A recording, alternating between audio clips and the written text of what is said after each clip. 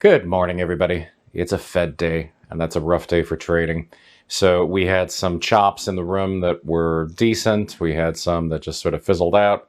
But what we have seen this morning is lots of sort of the bad type of volatility. We've got lots of swings inside ranges that are really wide considering what the range is. That's a function of a lot of uncertainty surrounding the speech that Powell's going to make to the club there in Washington today. It's all about what the message is going to be regarding the last reaction to what the Fed had to say. So this is what everybody's worried about. Is Powell going to come out and say that the market rally on the heels of the last Fed announcement was an overreaction to what he said, that he didn't mean to imply that things were all coming up roses? Or is he going to say that, Fed policy is working, the tightening is starting to show in the economy? He has said that. Other Federal Reserve officers are disagreeing with this, right? So, there's a couple notable comments that were made this morning and yesterday.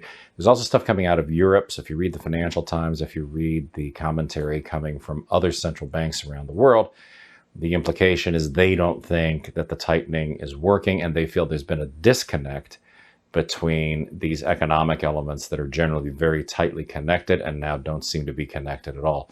So all of this stuff is going to be discussed today, I assume, in the speech that Chairman Powell is going to give us. And what it's going to do is send the market into its usual sort of reaction phase. So let's take a look at the charts and see what the game plan is here. You see that this morning we had sort of this general sideways movement, and that we had some volatile swings that seemed to happen really, for no reason at all. And these are difficult then to trade. But this type of movement is the same thing that I'm going to expect to see on the heels of the Fed announcement. If the announcement is generally positive, then we should see a swing higher, followed by a swing lower, followed by another swing higher. And if it's sort of a sour speech, then we'll probably see a swing lower, followed by a little swing higher, followed by another swing lower. This tends to be what happens after Fed speeches and interest rate announcements. Today should not be as big of an effect as, say, an overcorrection on the interest rate, but I think that we still have the potential for some pretty big swings going into the latter part of the session. I think as far as the game plan goes, if you want to focus on something, then right now, obviously, focus on the box here. This is the range that we've been trading in. We've had this move to the extreme, to the downside. We've got the current move up that's resting right at the anticipated resistance line that we had from yesterday's trading.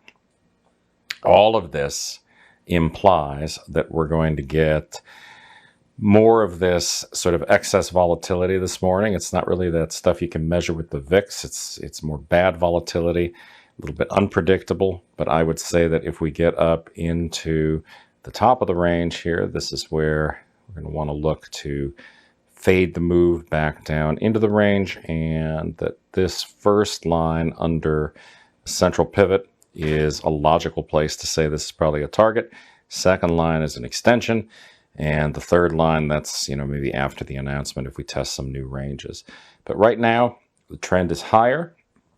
You can see here that we've got a strong trend on the NASDAQ. So NASDAQ futures are pushing up. And I would not consider taking any kind of a short side trade until we get that inverted check mark that I talk about sometimes, or haven't talked about in a while. But, we want to see a move above that breaks down through that line, and it's on the way down. If we see confirmation by, let's say, this stochastic here turning lower or maybe crossing over, it's not the greatest indicator in the world, but it tells you at least what the recent momentum was. Or just keep an eye up here and see, how does the current high or close relate to the previous closes, and are we starting to get some momentum to the downside? So that's the only way I'd be looking to go short here.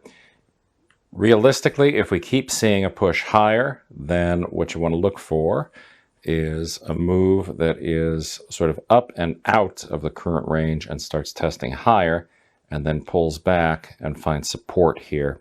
If we see that, then that's a good indication that we're likely to have a trade on the long side of the market. and we could easily retest any kind of new high that we put in. But all of this is just to say there's going to be a lot of volatility today. So keep an eye on the news, keep an eye on the sort of the Fed analysis. Today's one of those days where it probably does help to have something like CNBC or Bloomberg going, because you can hear what the general sentiment is and see what other traders are following, because those reaction moves, like I said, are pretty much unpredictable. But as long as you can anticipate what's going to drive the market, at least you have a chance of staying out of the way of an oncoming locomotive, right? So keep an eye on everything. If you can afford to take today off, if you can just stay away from the markets altogether, then it's probably a good idea to stay away until at least after the Powell speech and see where the markets settle in and whether or not we get directional trading on the rest of the session. All right, have a great day, and I'll see you guys tomorrow morning.